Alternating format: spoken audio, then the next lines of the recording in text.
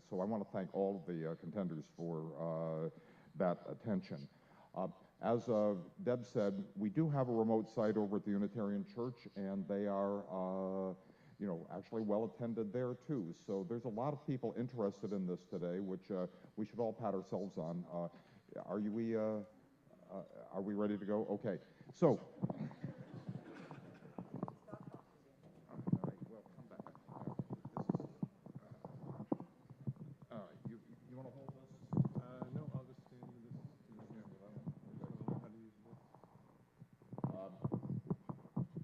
To introduce Joel Page from Scott and Partners, one of the principals of the firm in Colchester? Essex Junction. Okay, once you get over the mountains, my geography gets hazy. They have now yet another version. After Joel's presentation and questions, we're going to take a 5-minute quick break because it's a long time to be seated, but we want to get us back in the seats relatively quickly. So Joel Page. Thank you. Thank everybody for being here and taking time out of your afternoon. Our presentation will be a tough act to follow, those guys before us, but there's a lot of similarities. And the biggest part of what makes this all, and I'm also a resident of East Montpelier, what makes this such a challenging project is how do we envision going to a net zero world and still keep the quality of life that we have. A lot of this comes down to community. It's much more than energy. And in our design, what we're trying to do is tie together the various parts of the city with a bunch of neighborhoods. The neighborhoods are linked, you will see, by a green space. And the basic premise is that we can replace the underutilized parking areas and underutilized spaces within the downtown area and create a more vibrant community.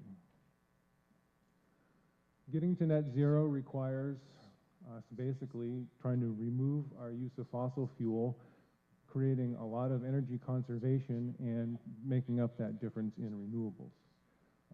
We have a lot of information on our slides, and we have a lot of slides. I'm not going to be able to get through all of them, so what I would suggest is if you have the time, please go to the website afterwards and take a look at it closer. What we want to do is create a green space that can tie the entire downtown center of Montpelier together.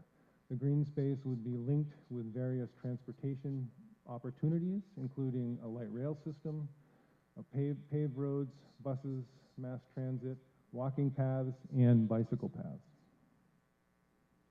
We also want to bring in and re-engage the river. For too long,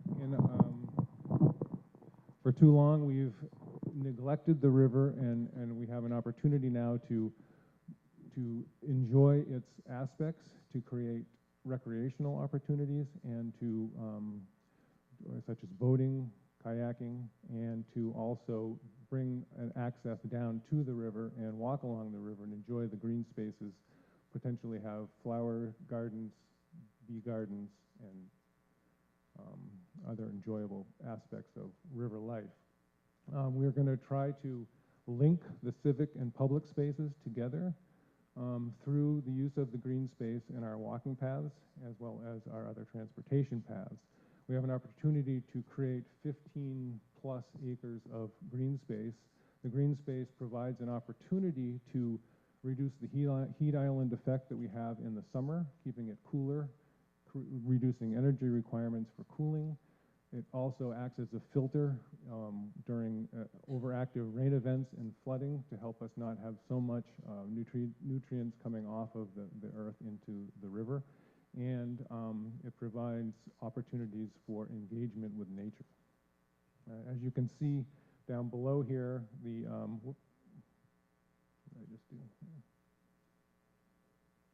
down below in the red, this is the whole area of parking that we want to replace with green spaces and other useful architecture. Imagine this is the area behind the French Block building, taking the parking lot and turning it into a creative art space with artisanal buildings created out of storage containers and other creative opportunities. To get to net zero, we need to basically imagine an environment where all of our new buildings basically are net zero. I can envision that all buildings will be designed to be fully accessible, universally designed so that people of all ages and abilities can use them. And then we'll need to take our existing infrastructure and try to improve that energy efficiency, which is a bigger discussion and it's a little more challenging than what we may think. What we're proposing is taking these underutilized parking spaces, parking areas, and filling them in with mixed-use buildings. Buildings would be commercial use, residential apartments. We're proposing a new hotel and a food hub, and as well as some satellite parking, and we'll get more into that later. We wanted to break down this big, complex picture into simple, biteable chunks, and that's why we've chosen the neighborhood concept. Each neighborhood would be designed to complement the area in which it is located. In this case, we want to enhance and activate and be close to the river. We could, this is a view off of the Bailey Bridge, where we have right now a mix of very low height buildings with shrubbery, and we were going to replace those with a new multi-use building. Here's a view along State Street. As you walk out the building tonight, you will see this parking lot, or what was a parking lot. Here we have an opportunity to put in what we'd like to try to do is develop a multi-use transportation plan and a phased approach to reducing our use of the car. And one of those is to remove parking from the central part of the city, utilize parking garages, and in this case, we can take and create a green space and scalable buildings on top of that green space, which can complement the existing buildings on the other side, and we have an instant neighborhood. Downtown, there's been discussion in the multimodal transit facility, which is in process, and we were proposing that we can relocate the Shaw's grocery store and the hardware store to the building across the way, which would also be a mixed-use building. That would allow folks who can use the mass transit systems to come into the city, do their shopping, have easy access to it, also, use the city and enjoy the amenities of the city and still be able to use the transit to get out. Farmers Market is a huge event every week, and it's an important part of our relationship to the environment around us, to our farmers, to our organic farmers, to our creative artisans, and we want to enhance the farmers market area, create solar canopies for shading, create a new building adjacent or in the same area that has a large open multi-purpose open first floor that can be used for winter farmers market and other events throughout the year. So these are some schemes of the potential farmers market changes. We also realize that the Main Street Bridge is sort of the hub or the major gateway to the city of Montpelier. We envision removing the Shaw's store and replacing it with a new hotel and conference center. This hotel and conference center then could have easy access to the water. We connect with our green space through the French Block to a pedestrian bridge. And I'll skip that.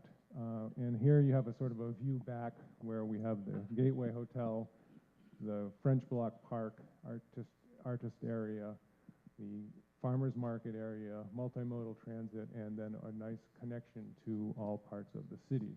We're also showing a food hub close to transportation. Winooski has a similar food hub, and what they do is they take gleaned foods and then process them and distribute them to people of low income and other needs. We're also envisioning ability to engage the organic farmers markets and other local farmers and trying to create a opportunity for canning, processing, and educational uses. Montpelier is in a flood zone. We have to realize that and pay attention to that. Buildings will need to be designed to be resilient. How do we get to net zero? Reduce, reduce, reduce, and then rely on renewables. We also want to tie all of our new buildings into the existing biomass facility, which can then provide buildings with heat and hot water. There are other options in addition to solar. We're proposing the possibility of wind if it's feasible. We'd also like to explore some sort of more out-of-the-box thinking where we could look at, can we capture the flow of the city water that comes from the Berlin Pond, turn that into an electrical, turn it into electricity? Can we create a pump storage facility at National Life where we pump water up into a large storage facility and let it pump down in the evening to create electricity? Could we take the existing sewage treatment plant and turn it into a biomethane plant? We currently do that with cow manure. Why couldn't we use human waste in the same way? So we believe that we can, as we incrementally go through the process of change, we can document it, review it, and continue the process. Here we have, we did an experiment where we estimated the amount of solar panels we could put on the roofs of our new buildings, and where that would get us in terms of annual energy production. We can probably power about 787 houses.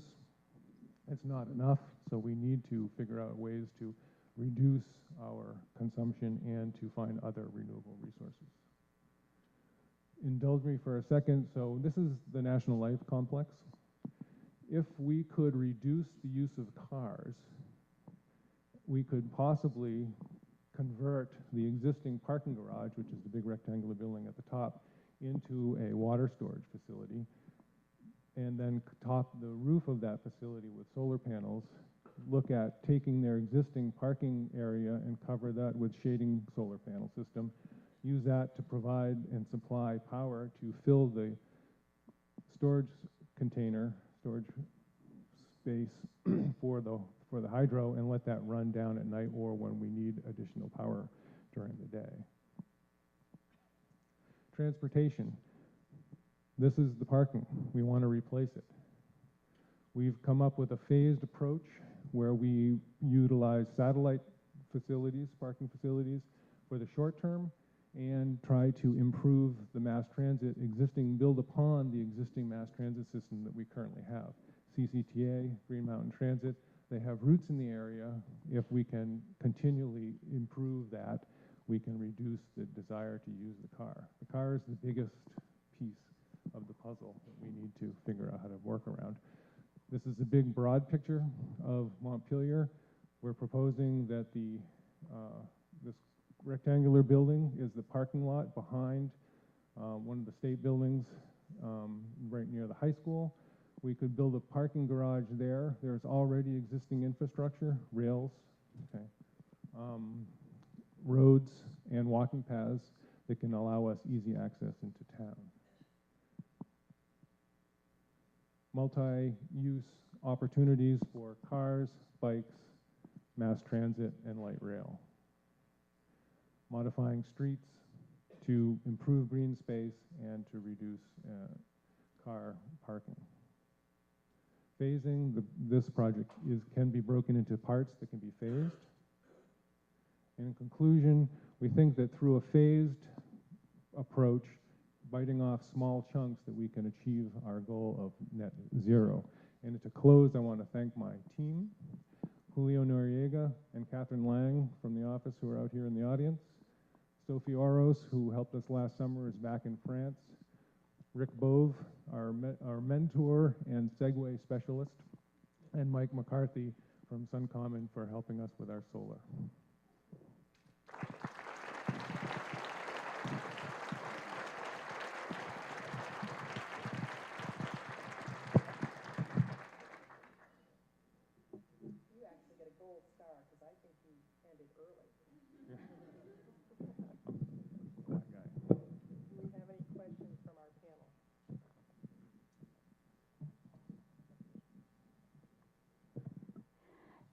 Thanks very much to the team for all of your work.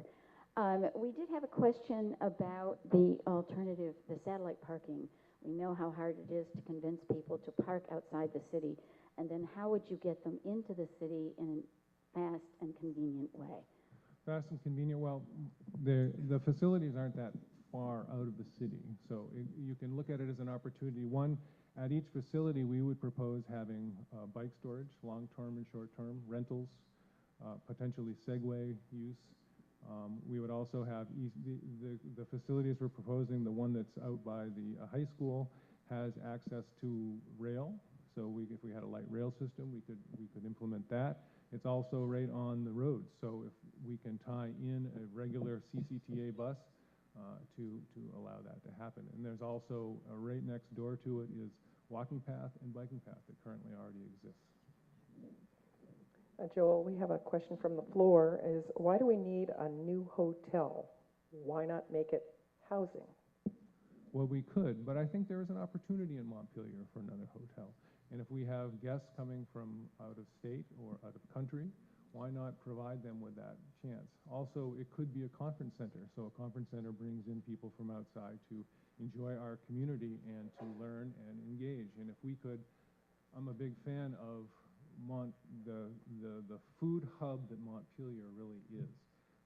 We have close connections with our organic farms. We have artisanal breweries. We have cheese. We have bread. I love bread.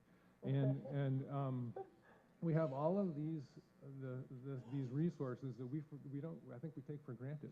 A lot of the country doesn't have those. We could bring people in to celebrate that. Very good.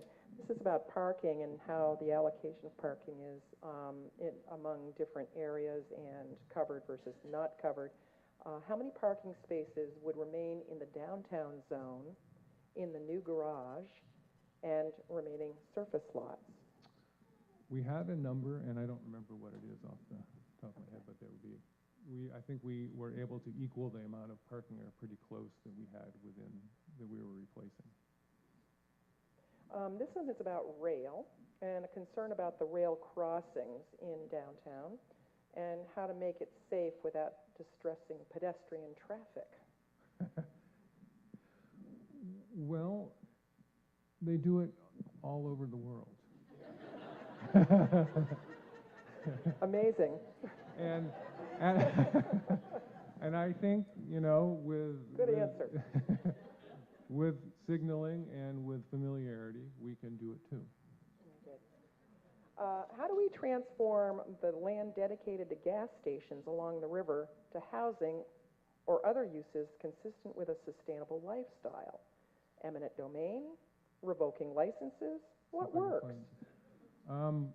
Well, I think to make this vision happen, we all have to work together, and we all have to get the stakeholders to become a part of it. And that includes state, local, citizens of the town.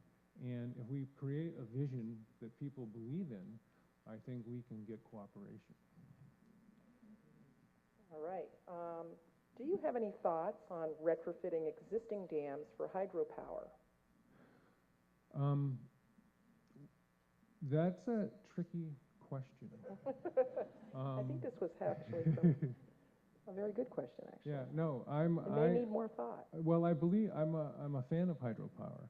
What I'm not a fan of is blocking rivers from their natural processes. And somehow there might be a way to find a balance there. Yeah. This might be the same answer for this one, which is, please expand on the plan for green space and riparian buffer. So,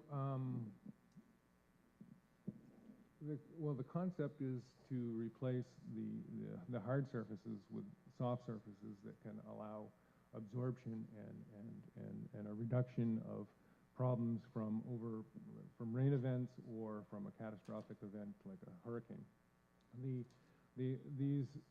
The process to do that would be, as each area is developed, we would sort of develop a long-range plan that could be implemented as the pieces go.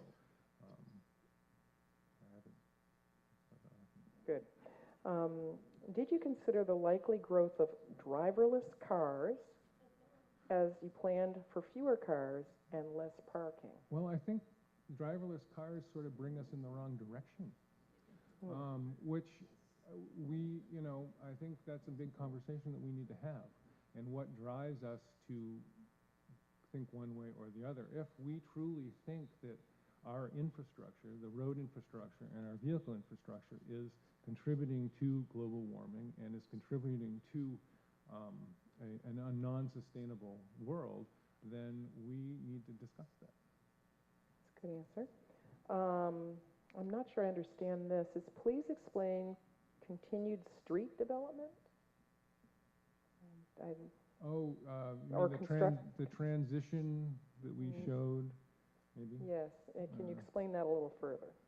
Well, this is not, there's the possibility that as we, I don't know how to put it, as we look at how we want to develop our downtowns and our opportunities, we can replace a lot of the pavement on a street with green space or usable walkable spaces, and do that and still allow some planned transportation to happen. And I want to find, so here's an example. We happen to show a specialized route for the public transit, and then we have, because this has to be State Street, there's an opportunity. State Street would remain as a connector to get to different parts of town. So what we're saying is that you can take a look at a street, and there's an opportunity to modify it, its scale, and to bring it into a more intimate and usable, environmentally friendly state. Good. This is a really good one, and I think probably a lot of dialogue around here. This one will be needed, but we purchased 105 pounds of salt from the hardware store today, and without parking, how would we carry that? By foot, by bike, or bus to our car, particularly on icy surfaces? Yeah. Well, I think we would have to plan to, one of the parts of that we had was sort of a quick parking concept where you could come in, bring your car in, load it up, and go. We're not a huge parking lot. So having some parking close to business so that people can get in and get out. Do we have any other questions? I think, hearing none. Any from the other location? Thank you very much. Please, everyone.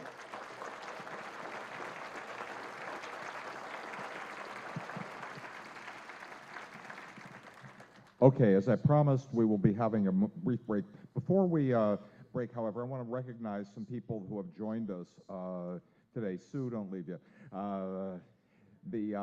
We have back in the room, we have former gubernatorial candidate Sue Minter next to Mary Hooper, former mayor, and our climate caucus champion in the State House.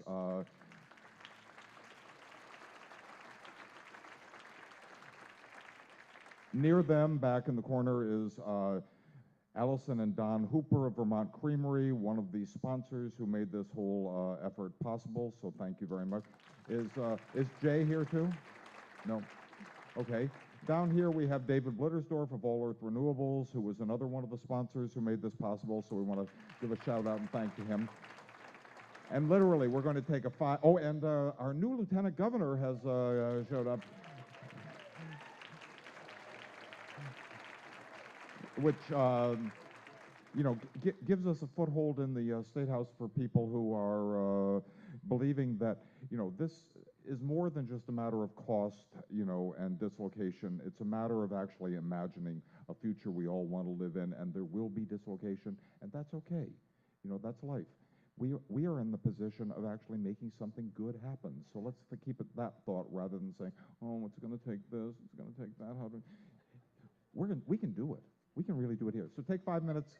If you need to run to the bathroom, come back, and we're going to have the last two.